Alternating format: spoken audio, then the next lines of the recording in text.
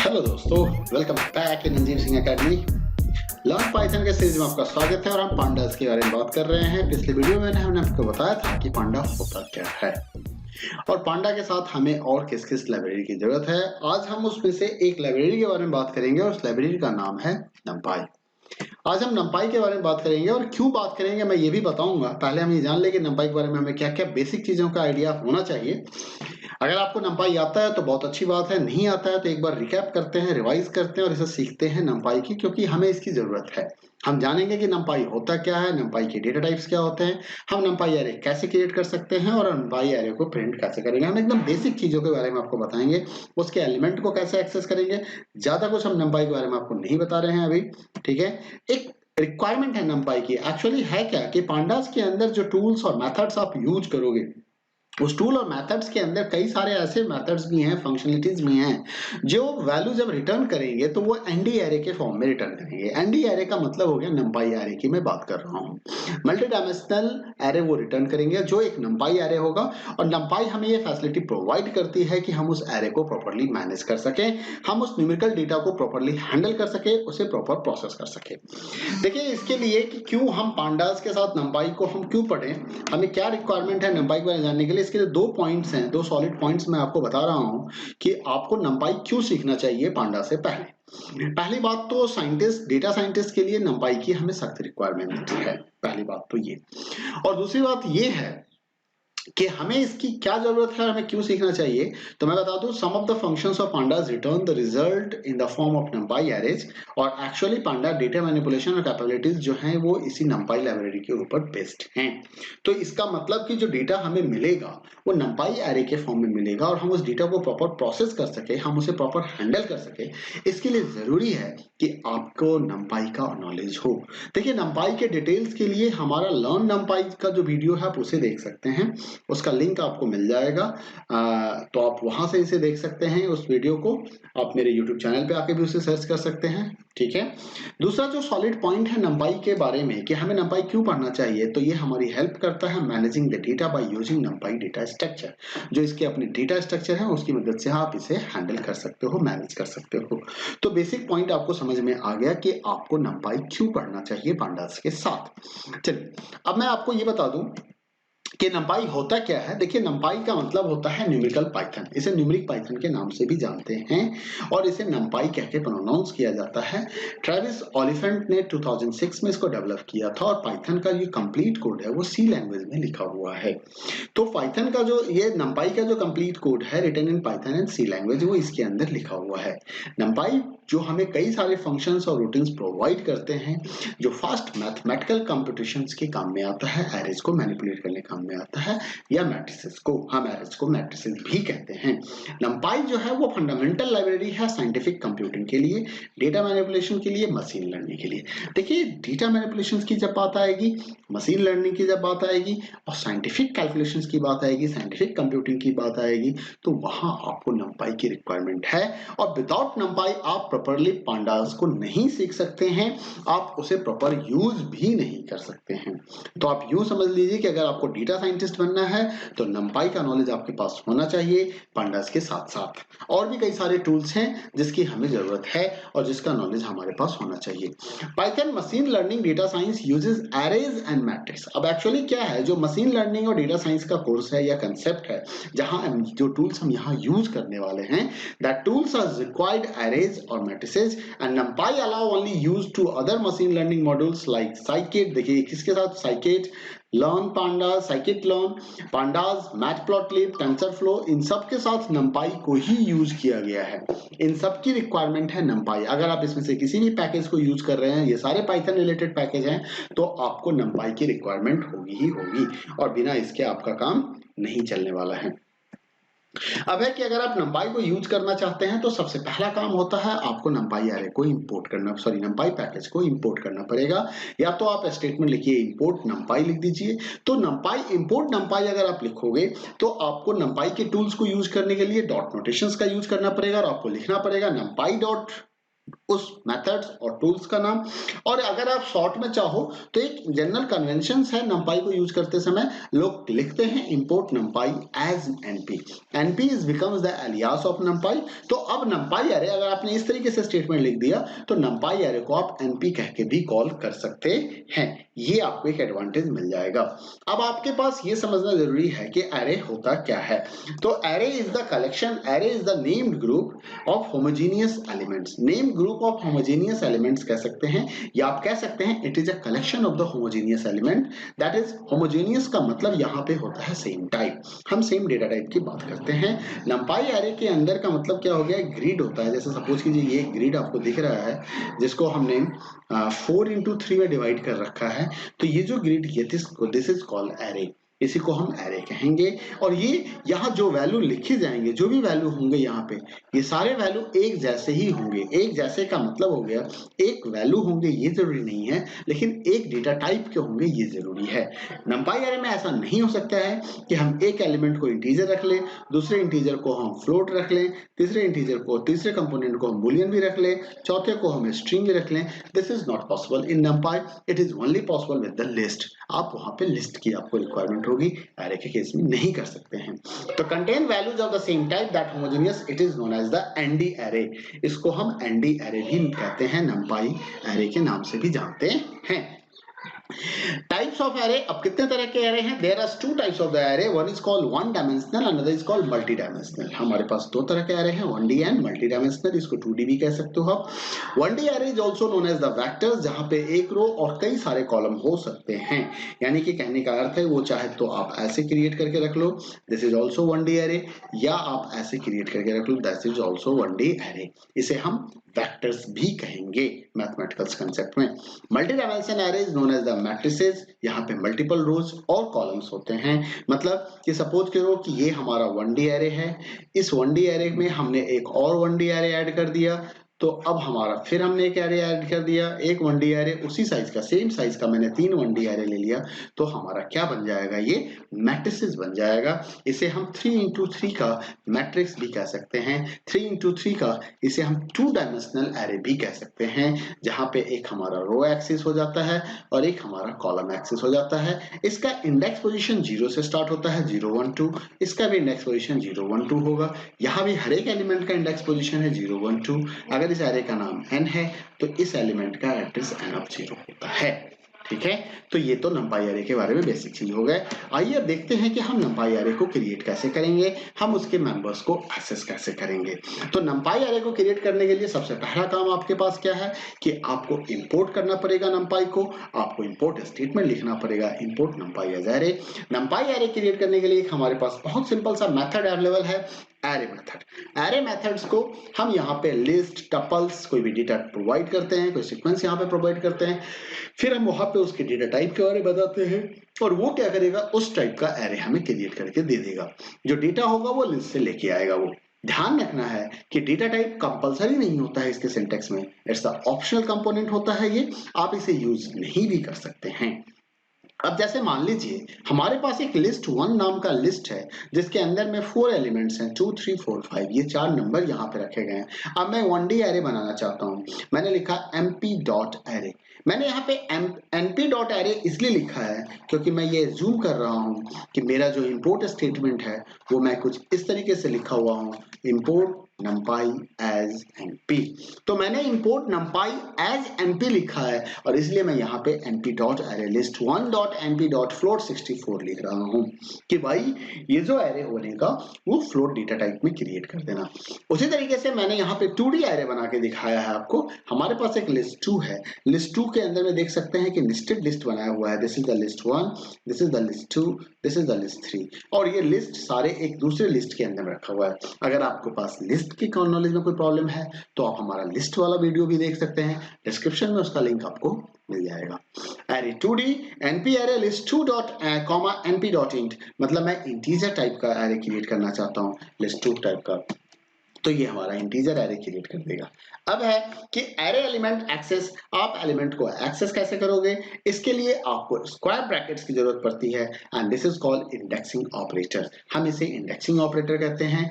Bye mentioning individual element index, हम किसी individual element के इंडेक्स पोजीशन को बता के हम किसी भी एरे एलिमेंट को एक्सेस कर सकते हैं। इसके लिए आपको एरे का नाम और इंडेक्स पोजीशन बताना पड़ता है, स्क्वायर ब्रैकेट के अंदर बताना पड़ता है। अगर आपके पास 2D एरे है, अगर ये मान लीजिए कि हमारा 2D एरे है, तो अगर हम इस इंडेक्स की बात करें तो what is the index of this element? तो रो 1 कॉलम 1। अगर मैं इसकी बात करूं तो रो 2 कॉलम 1, ठीक है। तो इसका 2,1 हो सकता है या 2,1 हो सकता है। तो हम इस तरीके से हम इस एलिमेंट का एड्रेस बता सकते हैं, ठीक है। तो आप रो कॉलम ऐसे स्क्वायर ब्रैकेट्स के सेपरेट रूप में लिख सकते हैं या आप कॉमा सेपरेटर के साथ भी लिख सकते हैं। इसका एक एग्जांपल भी मैं आपको बता दूं।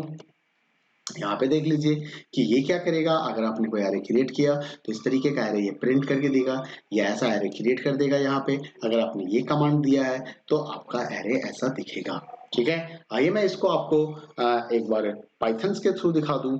चलिए, तो मैं अपने पाइथन को स्टार्ट कर लेता हूं।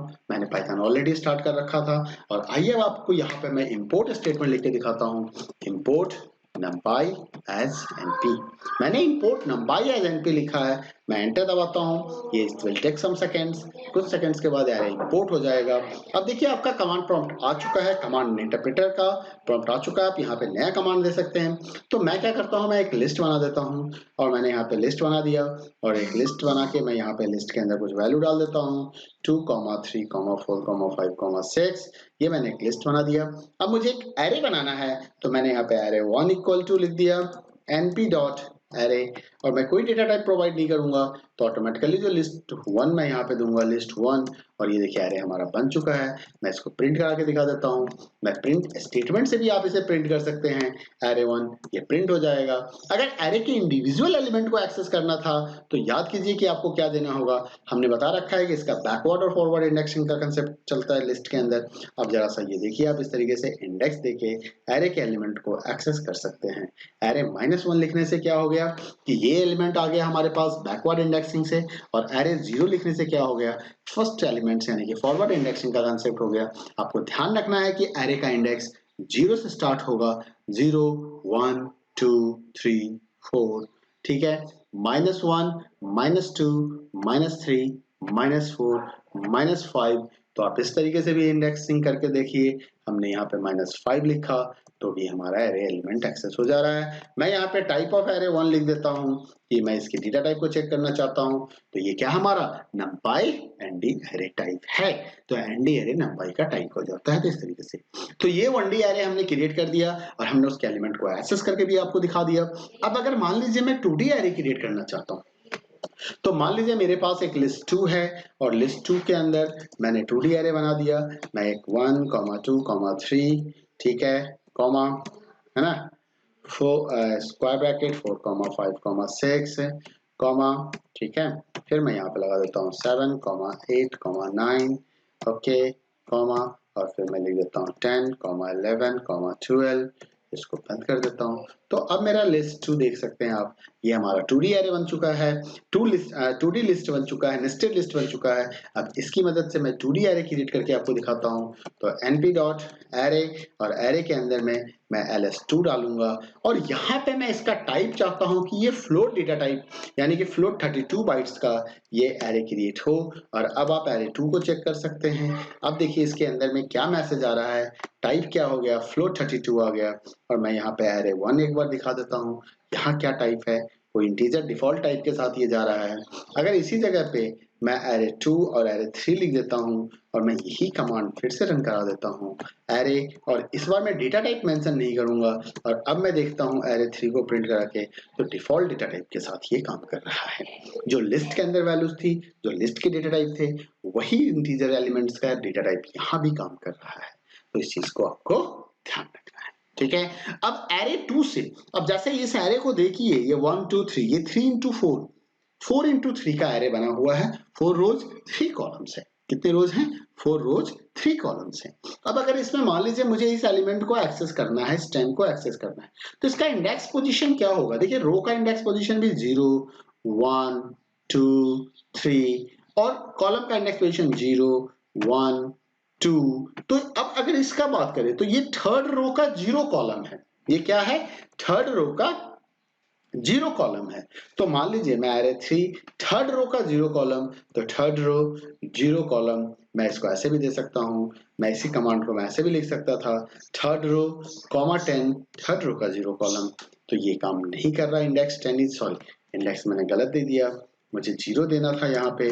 तो ये देखिए हमारा काम कर रहा है और एलिमेंट हम एक्सेस कर पा रहे हैं।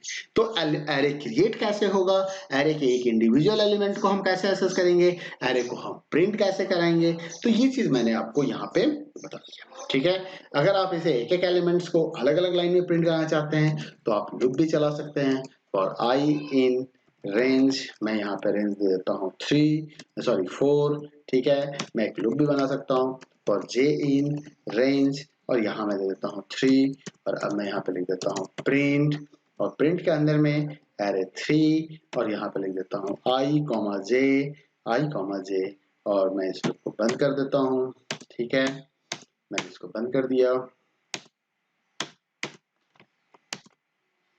ठीक है,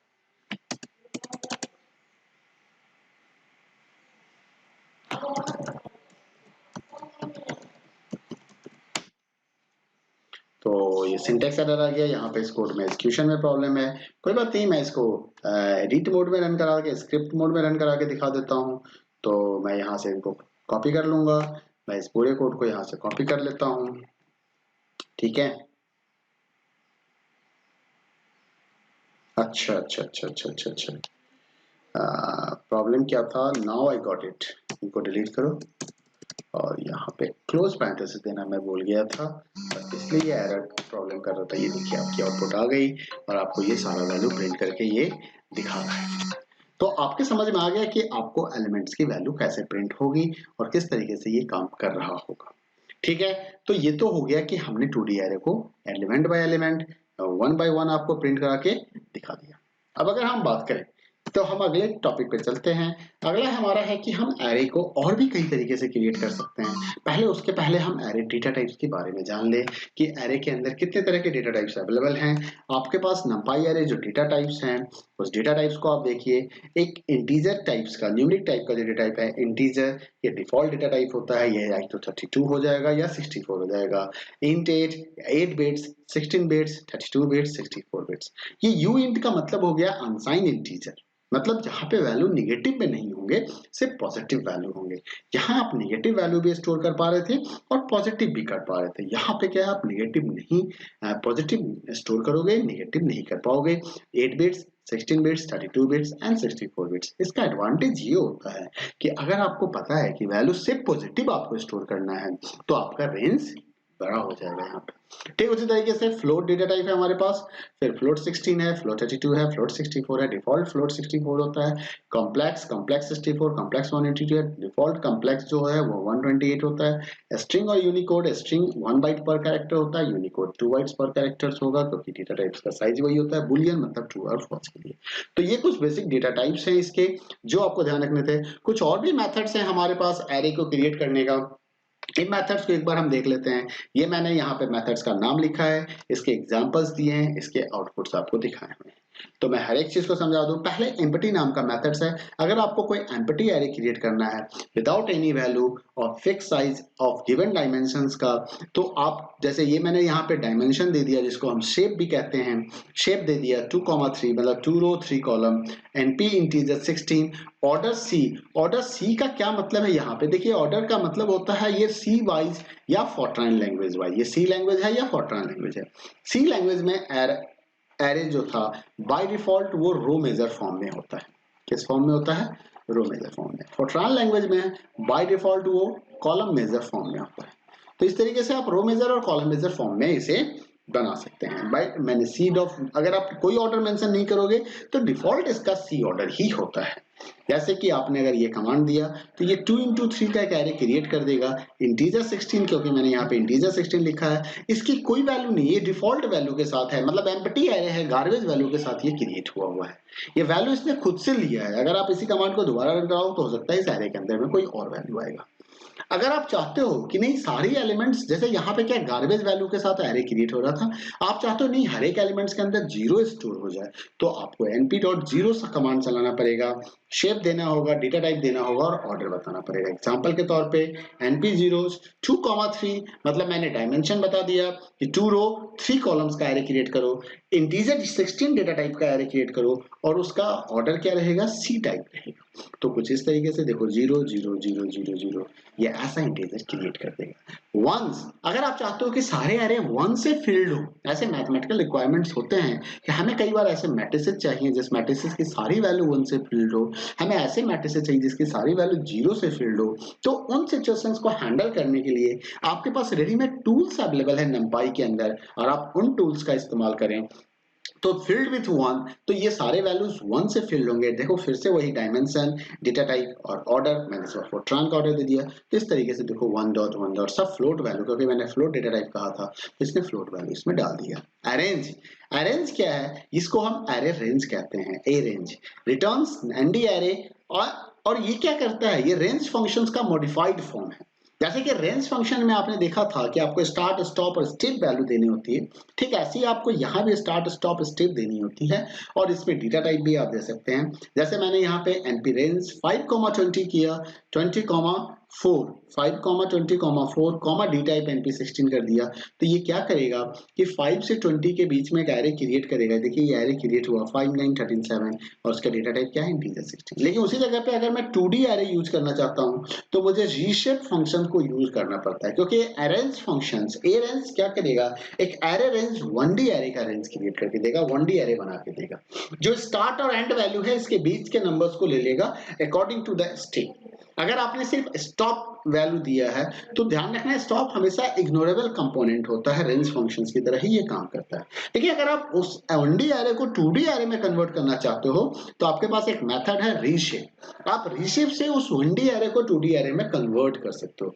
जैसे कि मैंने यहाँ पे एरे 2drg rp अरेंज 1,21 1 से 20 तक की वैल्यू लेंगे, डेटा टाइप इंटीजर है और उसको मैंने 4 into 5 यानी कि 20 एलिमेंट्स 4 रोज 5 कॉलम्स में मैंने उसको डिवाइड कर दिया। तो कुछ इस तरीके का एरे हमारे पास आउटपुट के तौर पे निकल के आ रहा है। तो ये हो गया एक लीनियर स्पेस एरे होता है। लीनियरली स्पेस मतलब इवनली स्पेस्ड। आप चाहते हो कि दो वैल्यू के बीच में ऑटोमेटिकली नंबर जनरेट हो जाए, ऑटोमेटिकली वो वैल्यू का जो सीक्वेंस जो डिफरेंस है उसको उतने पार्ट में ऑटोमेटिकली डिवाइड कर दिया जाए, तो उसको हम लीनियर स्पेस कहते हैं। तो linear evenly space elements in the array, यहाँ स्टार्ट स्टॉप और नंबर ऑफ एलिमेंट्स आपको बताने होते हैं। जैसे मैंने बोला 1 से 10 के बीच में 5 एलिमेंट्स निकाल के दो, तो क्या करेगा लीनियर स्पेस के फॉर्म में ये 5 एलिमेंट आपको निकाल के दे देगा। जैसे कि देखो यहाँ पे 1 3.25 5.5 7.75 है। अब 1 और 3.25 के बीच में 2.25 का डिफरेंस है। 5.5 माइनस 3.5 आप अगर करोगे, माइनस 3.5 करोगे तो आपको 2.25 फिर से निकल के आएगा। तो इनके बीच में 2.25 का डिफरेंस है, तो that is the linear space. ये लीनियर स्पेस हो गया। कुछ और भी फंक्शंस हैं, empty like, zero like, ones like, similar to empty 0 and 1s create array of some size, same size of existing array। किसी existing array की मदद से मान लीजिए कोई array मेरे पास पहले से बना हुआ है, मैं उसी साइज का empty array क्रिएट करना चाहता हूँ, मैं उसी साइज का 0 filled array क्रिएट करना चाहता हूँ, मैं उसी साइज का 1 filled array क्रिएट करना चाहता हूँ, तो हमारे पास empty like, zero likes और 1 likes मेथड है। नॉर्मली मैं बता दूं कि एरे क्रिएट करने के लिए मोर देन 40 मेथड्स अवेलेबल है numpy के अंदर में। 40 अलग अलग तरीके हैं numpy के अंदर जिसकी मदद से आप एरे क्रिएट कर सकते हैं। चलिए मैं इसको पाइथन के थ्रू भी आपको एक बार दिखा देता हूँ कि कैसे काम करेंगे। जैसे मान लीजिए मैंने यहाँ पे लिखा mp.empty और मैंने उसको शेप देना है, तो मैंने उसको शेप दे दिया 2,4। ये मैंने शेप प्रोवाइड कर दिया, ठीक है 2,4। और शेप के साथ हमें और क्या देना था, इसको शेप के बाद हमें क्या देना है, शेप के बाद हमें इसको बताना है कि उसका डेटा टाइप क्या होगा, हमें ये बताना है उसका ऑर्डर क्या होगा। तो मैं डेटा टाइप कुछ नहीं बता रहा हूँ, मैं सिंपल क्रिएट करके दे रहा हूँ। तो ये देखो हमारा एम्प्टी एरे बन गया। ये देखो इसमें गार्बेज वैल्यू क्या 2,4, तो 2 into 4 और बाय डिफॉल्ट इसने क्या किया, फ्लोट वैल्यू को एज ए गार्बेज फ्लोट 64 को ले लिया ये बाय डिफॉल्ट। तो ये देखो आपका ये गार्बेज वैल्यू के साथ क्रिएट हो गया। अगर आप इसी जगह पे डेटा टाइप दे देते हैं, मान लीजिए मैं mp.empty एम्पटी, और मैं यहाँ पे कहता हूँ कि नहीं 2,2 का ही एरे बनाओ, 2,2 का ही एरे बनाओ, और डेटा टाइप जो है वो np.int ले लो, np.int ले लो, int 16 टाइप्स का दे दो, तो 16 दे दिया, और मैंने ऑर्डर मेंशन नहीं किया। तो देखो अब जो emp होगा वो देखो ये गार्बेज वैल्यू के साथ है। अगर इसी जगह पे आप जीरोज, मान लो मैं जीरो नाम का एरे बनाना चाहता हूँ, तो मैंने np.zeros लिख दिया, और यहाँ पे मैंने साइज दे दिया 2,2, मैं 2,2 ही दे रहा हूँ। तो देखो अब जरा सा जीरो को देखो, ये बाय डिफॉल्ट फ्लोट वैल्यू के साथ जा रहा है, फ्लोट 64 के साथ जा रहा है। लेकिन अगर इसी कमांड में मैं यहाँ पे डी टाइप ऑफ np.int16 लगा देता, और अब मैं इसको रन कराऊंगा, अब मैं जेर को प्रिंट करा के दिखाता हूँ, तो देखो डेटा टाइप इंटीजर हो गया। ठीक उसी तरीके से आपके पास वंस नाम का फंक्शन है, तो आपने लिख दिया np.once, फिर आपने यहाँ पे सेव दे दिया, मान लीजिए मैं 2,2 ही दे देता हूँ, और डी टाइप इक्वल टू मैं यहाँ पे np.int64 या float 64 लिख देता हूँ, फ्लोट लिख देता हूँ, फ्लोट 32 लिख देता हूँ, और मैं इसको रन कराता हूँ। ऑर्डर भी देना चाहता हूँ मैं, तो ऑर्डर इक्वल टू मैं यहाँ पे सी दे देता हूँ, ठीक है, और अब मैं रन कराता हूँ। अब जरा देखिए इसने फ्लोट टाइप की वैल्यू क्रिएट करके, यहाँ पे देखिए सभी जगह पे 111 लिखा हुआ है, और फ्लोट डेटा टाइप का ऑर्डर सी वाइज इसने क्रिएट कर दिया। ठीक है, अब अगर मान लीजिए आपके पास एरे 3 एग्जिस्ट कर रहा है, तो एरे 3 का जरा साइज बताइएगा क्या है। नंबर ऑफ कॉलम्स कितने हैं 3, नंबर ऑफ रोज कितने हैं 4, तो 4 इंटू 3 का एरे है। अब मान लीजिए ऐसा ही एरे मुझे मैं एम्पटी लाइक एरे बनाना चाहता हूँ, तो मैंने क्या लिखा यहाँ पे np.empty लाइक, और यहाँ पे एरे का नाम दे दिया एरे 3, और अब जरा EML को प्रिंट करो, देखो ऑटोमेटिकली 4 इंटू 3, नंबर ऑफ रोज कितने हो गए 1 2 3 4, नंबर ऑफ कॉलम 1 2 3, तो 4 इंटू 3 का ऑटोमेटिकली एरे बन गया एग्जिस्टिंग एरे की मदद से। बट यहाँ पे जो वैल्यू है वो गार्बेज वैल्यू है। अब मान लीजिए मैं जीरोज के नाम से, मैं जीरो लाइक के नाम से, ZEL के नाम से मैं एक एरे बना रहा हूँ np. जीरोज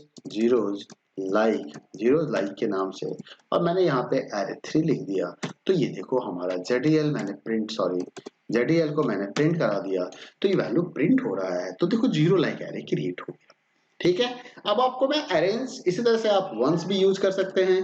1L मान लो मैं फंक्शन लिख देता हूँ np.once like, और यहाँ पे मैं कर देता हूँ एरे 3, मैं क्या कर देता हूँ एरे 3। तो अब देखो NL को चेक करो, तो यहाँ भी एरे आपका क्रिएट हो रहा है।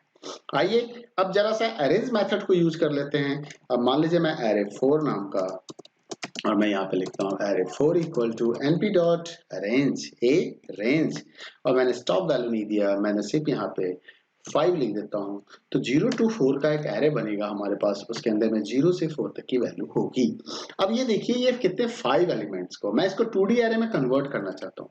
तो मैं 2D एरे में कन्वर्ट करना चाहता हूँ, तो किस एरे में कन्वर्ट करना चाहता हूँ 2 इंटू 3 में। चलो तो 2 इंटू में 3 कन्वर्ट कर देता हूँ मैं इसको। तो मैंने यहाँ पे लिखा एरे 5 और एरे 4 डॉट रीशेप, ठीक है, एरे 4 डॉट रीशेप 2,3, और मुझे एरर मिल जाएगा। क्यों मिलेगा एरर? क्योंकि 2,3 तो नंबर ऑफ एलिमेंट्स कितने होने चाहिए 6 होने चाहिए, यहाँ पे नंबर ऑफ एलिमेंट्स कितने हैं 5 हैं, तो आप नहीं कह सकते हो। अब अगर मैं यहाँ पे 6 लिख देता हूँ तो सही हो गया, और अब मैं इस कमांड को रन कराता हूँ, एरे 5 को प्रिंट करता हूँ, एरे 4 को प्रिंट करता हूँ, तो एरे 4 आपका 1D एरे हो गया, और एरे 5 आपका मैट्रिसेस यानी कि 2D एरे हो गया। तो रीशेप आपको समझ में आ गया। लीनियर स्पेस मतलब लीनियरी स्पेस का मतलब क्या हो गया, जैसे मान लीजिए मैं array 6 equal to np lin space linear space, और मैं चाहता हूँ कि 1 से मैं चाहता हूँ 1,4 के बीच में टोटल 16 वैल्यूज क्रिएट हो जाए। एरे 6 को जरा चेक कर लीजिए, 1D एरे बन चुका है, तो लीनियरी स्पेस्ड एरे बन गया। अच्छा ये भी आपके पास 1D एरे क्रिएट करके दे रहा है। 2D एरे में कन्वर्ट करना है तो आप रीशेप को यूज कर लीजिए। कैसे? तो देखो मैं इसी कमांड को यहाँ पे डायरेक्ट यहाँ पे लिख देता हूँ रीशेप। अब मैंने 16 वैल्यूज करवाए, तो मैं इसको 4 इंटू 4 में कन्वर्ट कर देता हूँ। ठीक है, तो अब एरे 6 को आप चेक कर सकते हो, इस तरीके से आपका ये हो गया। तो इतना ही हमें जानना था numpy के बारे में। प्रिंट भी मैंने आपको बता ही दिया प्रिंट कैसे करना है। तो प्रिंट भी आप करके देख सकते हैं इस तरीके से। इंडिविजुअल एलिमेंट मैंने प्रिंट करना भी आपको लूप के थ्रू बता दिया, एक एक एलिमेंट को एक्सेस कैसे करते हैं ये भी आपको बता दिया। तो this much enough for the learn to the Pandas. अगर आपने NumPy पढ़ रखा है तो बहुत अच्छी बात है, अदरवाइज आपके पास ये बेसिक नॉलेज है तो अब आप पांडास में कभी भी कोई एरे हमारे पास आएगा तो हम उसे प्रॉपर हैंडल कर सकते हैं, प्रॉपर प्रोसेस कर सकते हैं। चलिए, तो अगले वीडियो में मैं आपसे अब पांडास के टर्म्स के बारे में बात करूंगा, हम समझेंगे उसके डेटा स्ट्रक्चर के बारे में। ठीक है, उम्मीद करता हूँ कि वीडियो आपको पसंद आया होगा। वीडियो को लाइक करना ना भूले, शेयर करना ना भूले और सब्सक्राइब करना ना भूले चैनल को। Thank you, thanks for watching, bye bye, take care.